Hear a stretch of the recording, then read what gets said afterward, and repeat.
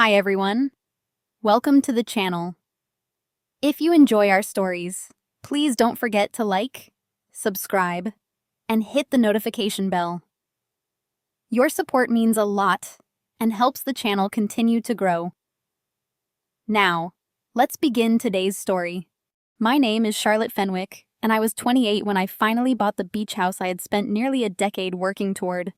I had left my corporate job 3 weeks earlier, signed the closing papers that afternoon, and barely carried the first box through the front door when my mother called. She did not congratulate me. She announced that she and my father had sold their house and would be moving into mine the next morning. I thought I had misunderstood until she laughed. "Your father says we should take the upstairs suite. You can use one of the smaller rooms." I reminded her that I had bought the property with my own savings and had never invited anyone to live with me. Her voice hardened. "We're your family. Charlotte, find somewhere else if it bothers you." Then my brother spoke in the background. "Tell her the movers will arrive before noon." I did not argue. I stared at the unopened boxes around me and smiled because for the first time their entitlement did not frighten me. It gave me clarity. "Drive safely," I said and ended the call. By 6 the next morning, everything was ready. At 11:47 a.m., my phone began vibrating. By noon, I had 34 missed calls. They had reached my beach house, tried to begin their new life, and discovered the welcome surprise waiting at the front door. Before I explain why my mother called 34 times, and what happened when I finally faced her, tell me what time it is where you are, where you're watching from, and what the weather is like there. Does it match your mood today? I'm curious to see how far this story travels. The part my mother never understood was that the beach house had not appeared in my life because I was lucky. I started saving for it at 19 after spending a summer working at a restaurant near the Jersey Shore. I would close after midnight, walk past rows of houses facing the water, and promise myself that one day I would own a place no one could take from me.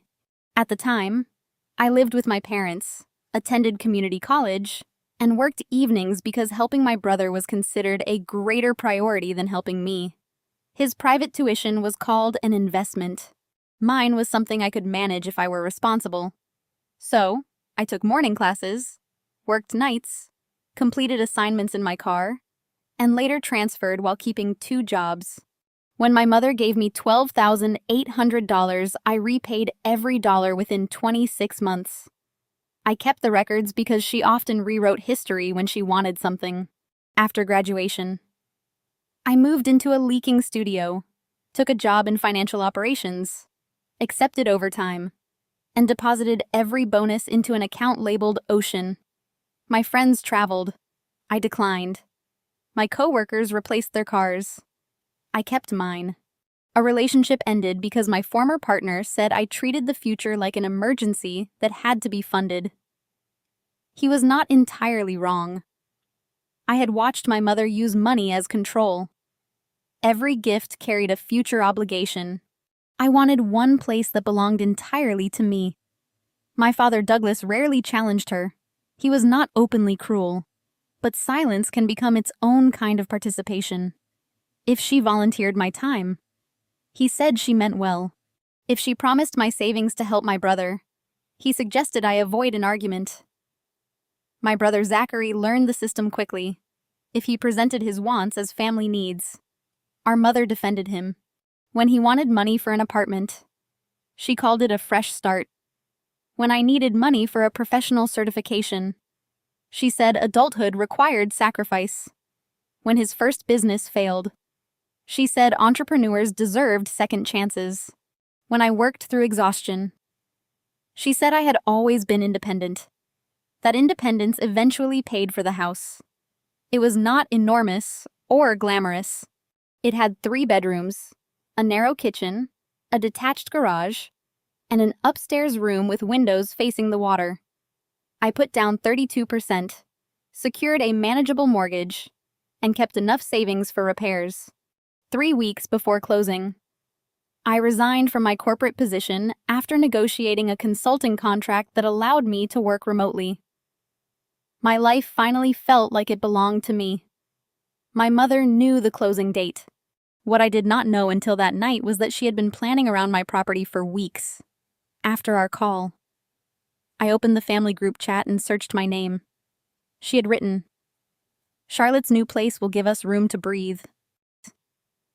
After the sale, she had shared pictures from the listing and referred to the upstairs room as our suite. An aunt asked whether I was comfortable with the arrangement. Caroline replied, "She'll complain for a day, then she'll get used to it." Zachary added a laughing emoji and wrote, "She owes you after everything you did for her." My father had not responded. Then I remembered a voice message Zachary had accidentally sent me 11 days earlier. At the time, I assumed he had been talking about a business investor. "Mom already wired the 150, he said. "Once they move into Charlotte's place, they won't need much. Dad thinks we're keeping most of the house money in savings, so don't mention the full amount yet." The message ended abruptly. 30 seconds later, he texted that it was intended for someone else and asked me to delete it. I told him I had. I had not. I listened to it 3 times in my new kitchen. My parents had sold their house. My mother had apparently transferred $150,000 of the proceeds to my brother. My father did not know the full amount. Their solution for housing was not a modest rental or a smaller home. Their solution was me. Caroline had given away their security because she believed she could take mine. That was when the situation stopped being an uncomfortable misunderstanding. They were not asking for temporary help after an emergency. They had created the emergency deliberately and assigned its cost to me without consent. My home was not their last option. It was the foundation of their plan. I could have confronted them immediately. The old Charlotte would have explained every sacrifice, offered compromises, and tried to make them understand why she deserved control over something she had purchased herself. But explanations had never changed my mother's behavior because confusion was not the problem. She understood my position. She simply believed she could overpower it. Instead, I opened my laptop and saved everything. The group messages, the recording, the deed, my closing documents, and the bank records showing that I had repaid the only substantial amount my parents had ever given me. Then I called the attorney who had handled my purchase. It was almost 9 at night, so I expected voicemail. She answered. I explained that relatives intended to arrive with movers the next morning and occupy my house against my wishes. She asked one question. Have they ever lived there, paid rent there, received mail there, or signed any agreement giving them access? I said, no. Then put your refusal in writing tonight, she replied. Do not allow their belongings inside, even temporarily. I sent my mother, father, and brother the same message.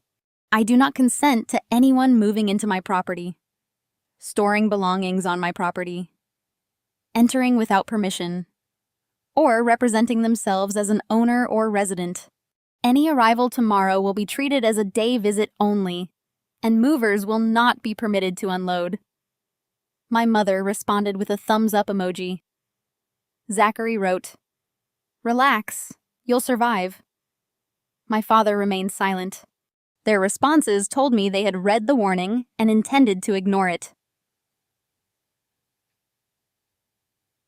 Snorts. So, I stopped preparing an argument and started preparing consequences. At 9:22 that night, I called a 24-hour locksmith and changed every exterior lock. Even though the keys I had received at closing were new, my mother had once taken a spare apartment key from my purse and copied it for emergencies. So I did not underestimate her. I reset the garage code, changed the security password, and activated 2 cameras covering the driveway. Then I emailed the moving company named in my mother's group chat message. I attached my deed, identification, and written notice that I did not authorize delivery or unloading. The dispatcher called within 15 minutes. She sounded relieved rather than annoyed. Movers encountered family disputes more often than I imagined, and the company did not want its crew trapped between competing instructions. She explained that the truck could arrive, but nothing would be unloaded without my direct authorization. If the customer refused an alternate destination, the belongings would be placed in secure storage with waiting, transportation, and storage fees charged to the customer. That call removed the weapon my mother planned to use. Momentum. She believed that once the beds, boxes, and furniture were inside, I would feel too guilty to force them out. Preventing the unloading meant I would never have to make that decision. Next, I contacted the local non-emergency police line. I did not exaggerate the threat. I documented that relatives had announced an intention to occupy my home after receiving written refusal. The dispatcher advised me to avoid physical confrontation and call if anyone attempted forced entry. She gave me an incident reference number. I printed it. Then, I created the welcome display. I placed a folding table beside the front door and covered it with a white cloth. Above it, I taped a sign printed in large letters. Welcome to Charlotte's Beach House. Day visitors must check in. No tanny, residency, storage, or move-in permission has been granted. Below the sign, I placed 3 envelopes. The first was addressed to Caroline. Inside was a copy of my written refusal, a letter from my attorney confirming sole ownership, a list of nearby hotels and long-term rentals, and an estimated invoice from the moving company showing the charges that would apply if the truck entered storage. I also included a visitor agreement stating that entry, if allowed, would end at 6 that evening and would not create residency rights. At the bottom, I typed, "A relationship does not transfer ownership." The second envelope was for my father. It contained the deed, my mortgage statement, and a handwritten letter. I told him I loved him and would help him locate a reasonable rental, but I would not provide housing while financial facts were being hidden from him. I included a transcript of Zachary's accidental message, but not the recording itself. I wanted my father to have a chance to ask the truth before hearing his own family discuss deceiving him. The third was for Zachary. It contained his "she owes you" message, proof that I had repaid the family loan, and one sentence: "The person who received the house money can provide the house." I photographed the display and sent it to my attorney. Then I corrected the family chat. Several relatives believe I invited mom and dad to live with me. I did not. My mother called, then texted, "Take that down before people see it." I replied, "They already saw your claim. They can see the correction." Relatives immediately began asking questions. My mother stopped responding. At 10:30, my father called. He asked whether we could discuss everything in the morning. I told him we could, but no one would enter with belongings. He said, "Your mother believes you're humiliating her." I looked at the message where she had told everyone I would complain and then surrender. She announced a decision about my property publicly. I said, "Correcting it publicly is accuracy, not humiliation." He sighed. "Where exactly do you expect us to sleep? You had a house. You sold it. You received money from the sale. I did not create this situation. I will help you identify options, but I will not become the option chosen for me." Then I asked, "Did you know she transferred $150,000 to Zachary?" The silence changed. She told me she loaned him $40,000. He said, "I think you should ask to see the account before tomorrow." The call ended soon afterward. At 11, my mother posted that I was reacting emotionally because leaving my job had made me unstable. She said they were only staying briefly while considering their next purchase. I responded with the screenshot where she called the upstairs room our suite, then muted the chat. There was one final step.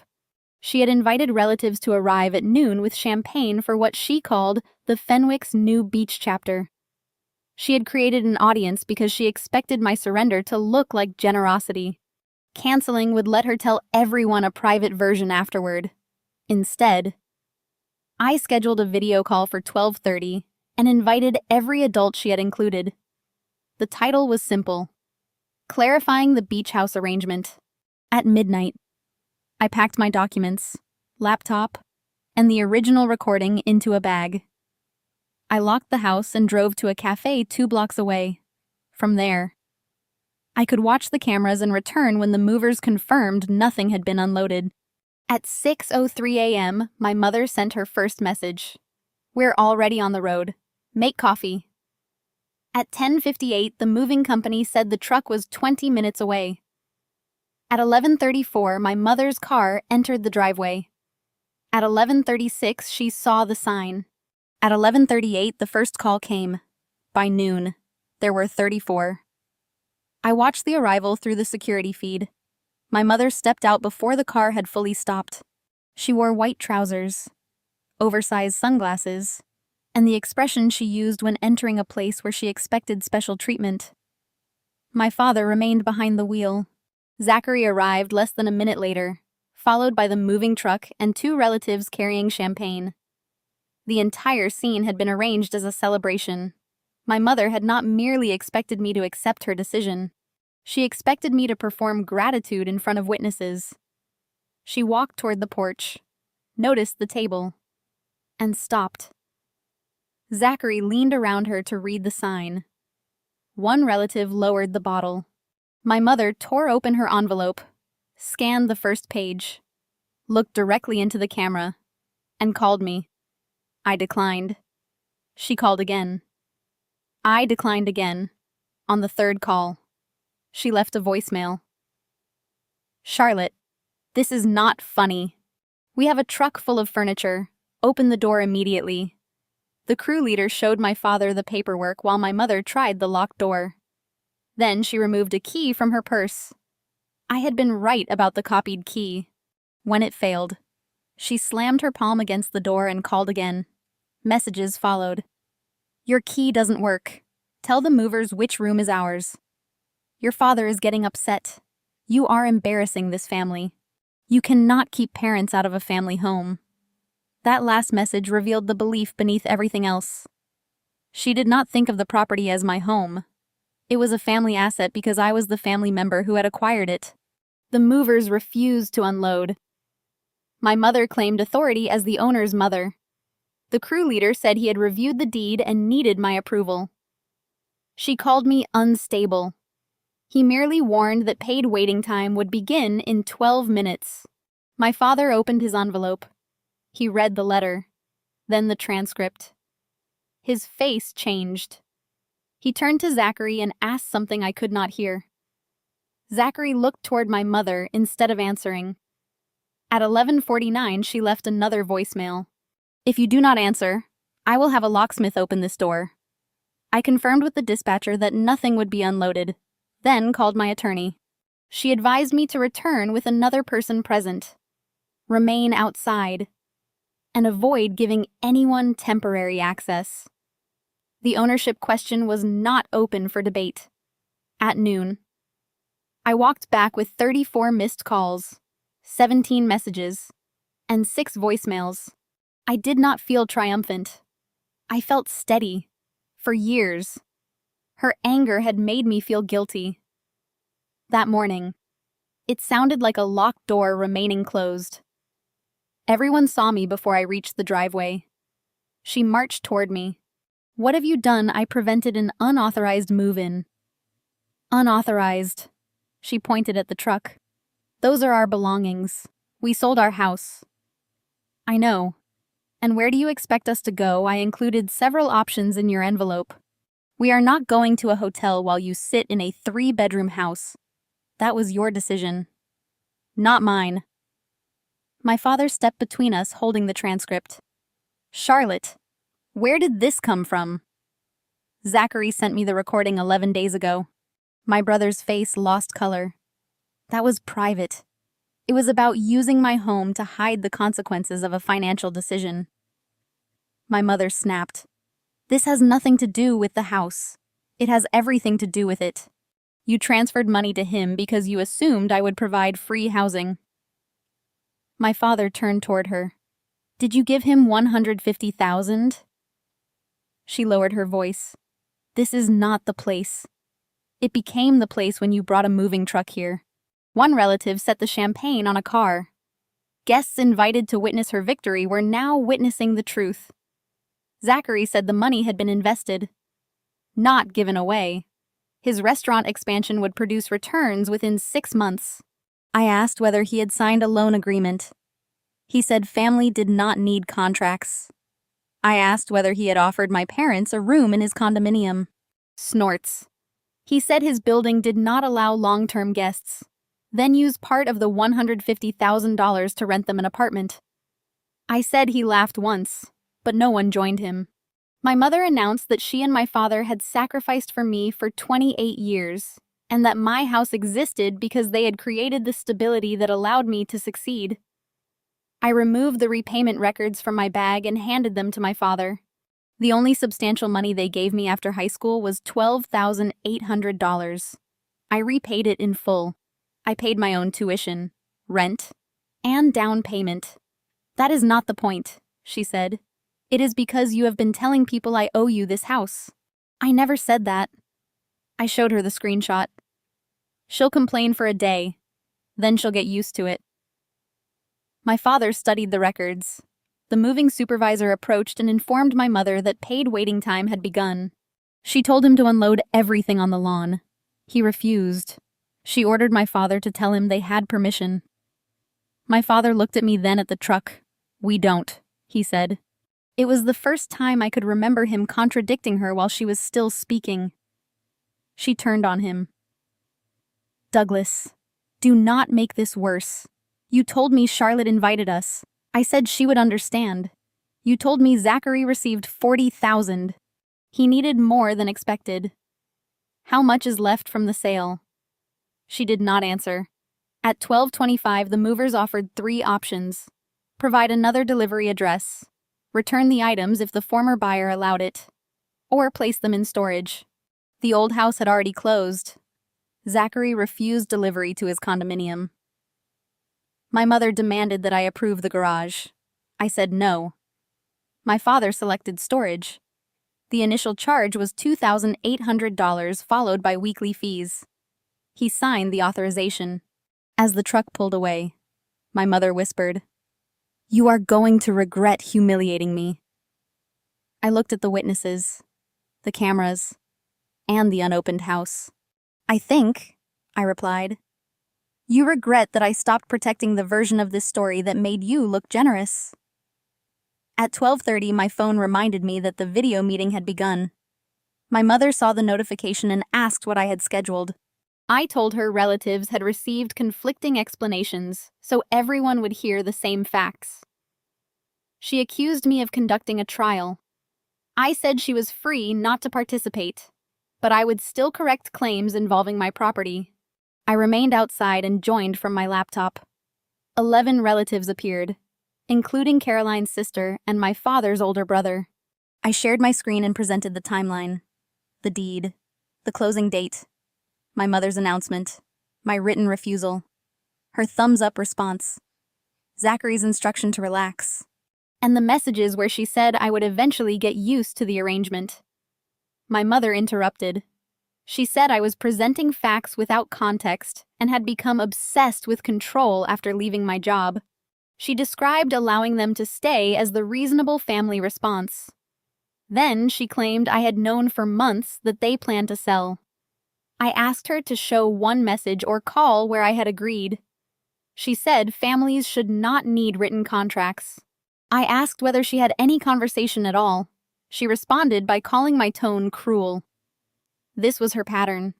When facts became uncomfortable, she replaced the subject with my behavior. She did not explain why she lied about the invitation. She described the correction as humiliation. She did not explain why she ignored my refusal. She described my refusal as cold. My father's brother interrupted. Caroline, did Charlotte invite you? She knew we were considering options. That is not an answer. I answered for myself. No.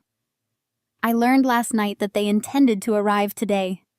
I told them no in writing. They came anyway.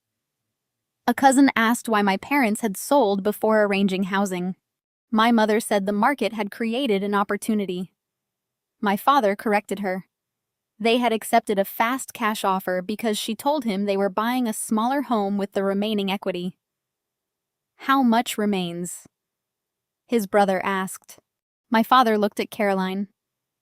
Zachary stepped closer. The money is not gone. It is tied up in my expansion. It is an investment. I asked whether there was a signed agreement specifying repayment, interest, or ownership. No, he said. Mom trusts me. My father's voice stayed quiet. I did not authorize $150,000. My mother finally admitted the total was $162,000, including $12,000 paid directly to a contractor. The net proceeds from the sale had been just under $204,000. After debts and moving expenses, less than $22,000 remained. The call went silent. Then Caroline claimed Zachary's business could become a family legacy. She said I was jealous because she had invested in him instead of giving me a large gift. I did not defend myself. I asked my brother one question. When Mom told you they would live with me, did you believe I had agreed? He hesitated. I assumed she handled it. Did you know Dad believed you received only $40,000? That message was taken out of context. What was the context? He looked at my mother. I played the recording. His voice came through every phone. Mom already wired the $150. Once they move into Charlotte's place, they won't need much. Dad thinks we're keeping most of the house money in savings. So don't mention the full amount yet. My mother closed her eyes. Zachary accused me of violating his privacy, my father said. You both planned this. Caroline insisted she intended to tell him later. She said she knew I would object, so she had avoided asking before the transfer. That admission ended the debate.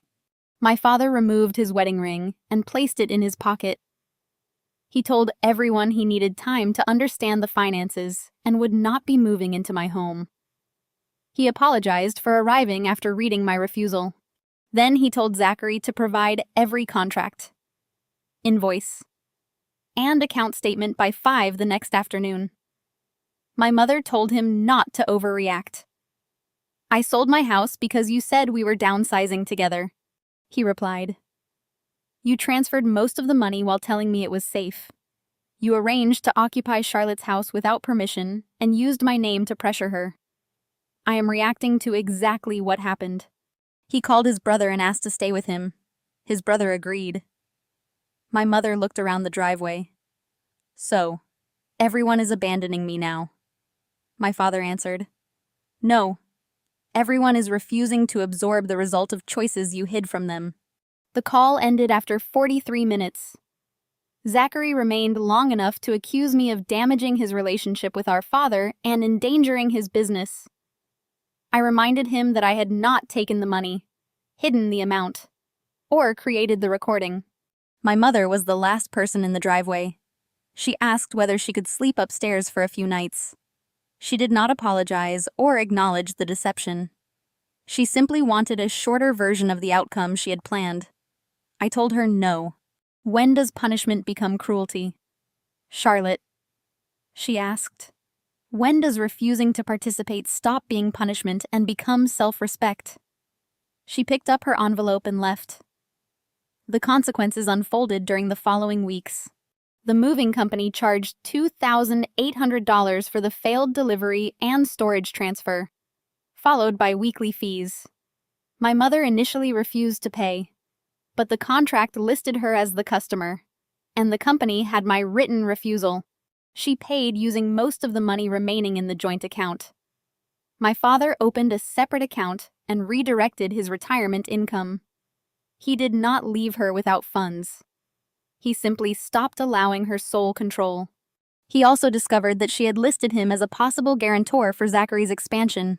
The guarantee was incomplete, but the attempt destroyed what remained of his trust. Zachary's records showed that the expansion was far less secure than he claimed. More than $90,000 had already been spent on a lease, construction, and equipment. Another portion was committed to permits and payroll. My father hired an accountant and gave him two options: sign a formal repayment agreement or face a civil claim over the hidden transfer. Zachary signed. He returned $25,000 immediately and agreed to monthly payments secured by business equipment. My mother faced the problem she had expected me to solve. She spent 6 nights in a hotel while rejecting cheaper rooms and 2 relatives' guest rooms. Eventually, she rented a furnished 1-bedroom condominium 25 minutes from the coast. The deposits, hotel, movers, and storage consumed almost all the liquid money left from the sale. She sold her luxury SUV to cover several months of rent. She told relatives I had abandoned her, but the family had seen the messages and heard the recording. One cousin replied publicly, "Charlotte did not sell your house, transfer your money, or sign Zachary's lease." My mother left the group chat that evening. The social consequences hurt her more than the money. She had always organized holidays, controlled invitations, and distributed information. After the confrontation, relatives began confirming details directly. They did not completely exclude her, but they stopped treating her version as fact. 3 weeks later, she contacted 2 of my consulting clients and suggested that personal stress might make me unreliable. One client forwarded the email to me. I sent it to my attorney, who issued a cease and desist letter demanding that Caroline stop contacting my clients using my address or presenting herself as authorized to discuss my professional capacity. My mother emailed, "You have made your point." I replied. The point was made when I said no. Everything afterward has been your response to hearing it. A week later, she attempted to redirect mail to my beach house address. I corrected the request and added it to my attorney's file. A second legal notice finally stopped her. My father leased a modest apartment and separated their finances. He did not ask me to forgive him quickly. Instead, he apologized specifically. "I saw your message and still got in the car because I hoped you would give in and save me from confronting your mother." That was cowardly. It was the first apology from a parent that contained no excuse. 2 months after the move, Caroline appeared on the public walkway across from my house. I went outside only after confirming the cameras were recording. "You made me lose my home, my car, my reputation, and possibly my marriage," she said. "You sold your home. You transferred the money. You sold the car to cover the consequences. Relatives saw messages you wrote. Dad responded to information you hid. You exposed everything. I corrected what you said about me. You could have handled it privately. I told you no privately. You ignored it and invited an audience." She asked whether I would have helped if she had asked before selling. I thought about it. I might have offered a short stay or helped find a rental, but help offered freely was different from housing taken through pressure. "I might have helped," I said. "But you built the plan around my inability to refuse." She asked whether she could see inside the house. "No." Her expression hardened. "You used to be kinder. I used to be easier to overrule." She left without apologizing. 6 months later, the beach house finally looked like the place I had imagined. I turned the upstairs room my mother had claimed as her suite into my office. The second bedroom became a guest room for people I invited. The third became a reading room. Empty space no longer made me anxious. A room did not need to justify itself by being available to anyone who demanded it. My consulting business grew. My father remained separated and continued rebuilding his life. Zachary made his monthly repayments, usually at the last possible moment. His second restaurant opened late and on a smaller scale. He told me the family would never be the same. I replied that the family had already been built around unequal rules. I had simply stopped pretending those rules were love. My mother's first two apologies avoided responsibility. One said we had both done things we regretted. Another said she was sorry for assuming I would help, but added that a loving daughter would have opened the door. I did not respond. Almost a year later, she sent a different message. I sold the house before securing another place because I believed I could pressure you into accepting us. I lied to your father about the money and lied to relatives when I said you invited us. I contacted your clients because I wanted consequences to frighten you into giving me access again. Those choices were wrong. You did not cause what happened afterward. Specific accountability did not erase the harm. But it mattered. I agreed to meet her for coffee in public. I did not invite her to the house. And she did not ask. We did not leave the cafe reconciled. Our relationship became limited, cautious, and dependent on behavior rather than titles. She never received a key. Some people might say the outcome was harsh. My mother lost the house she sold, much of the money she transferred, and the unquestioned authority she once held. My brother became responsible for repaying funds he expected to treat as a gift. My father confronted the price of remaining silent. None of those consequences came from threats or destruction. They came from removing the safety net they had secretly assigned to me. That was the welcome surprise they never forgot. It was not the sign, the attorney's letter, or the truck driving away. It was discovering that my no remained no after the calls, tears, accusations, witnesses, and guilt. I sometimes stand in the upstairs office and remember my mother telling me to find somewhere else if her move bothered me. She truly believed I would leave my own home rather than make her uncomfortable. The version of me she remembered might have done exactly that. That woman no longer lives here. I do. Those were the final words that ended the argument. But they carried a meaning far larger than the moment itself. They were not about a house. They were not about money. They were about identity. About finally becoming someone who no longer apologizes for existing. No longer surrenders their future to satisfy other people's expectations. And no longer mistakes guilt for love. So tell me honestly, if your family sold their home, gave away most of the money, and then arrived at your doorstep expecting to claim the house you spent years sacrificing to purchase, what would you have done? Would you have opened the door and handed over everything you worked for? Or would you have given them the same welcome I did? Sometimes life places us in situations where there is no comfortable choice. There is only the choice between betraying yourself or disappointing someone else. And sooner or later, every person must decide which price they are willing to pay. Thank you for watching this story and sharing this journey with us. Everything in this video is completely fictional and created solely for entertainment, dramatic storytelling, and educational reflection. Yet the lesson behind it is one that many people discover in their own lives. When life finally exposes someone's true intentions, the lesson is not to blame yourself for trusting them. Trust is not weakness. Kindness is not weakness. Believing the best in people is not weakness.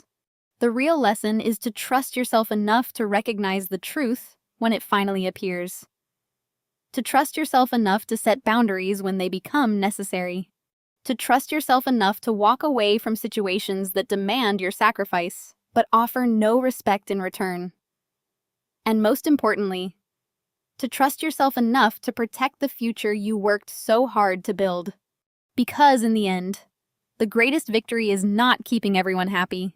It is keeping your dignity, your peace, and your sense of self intact.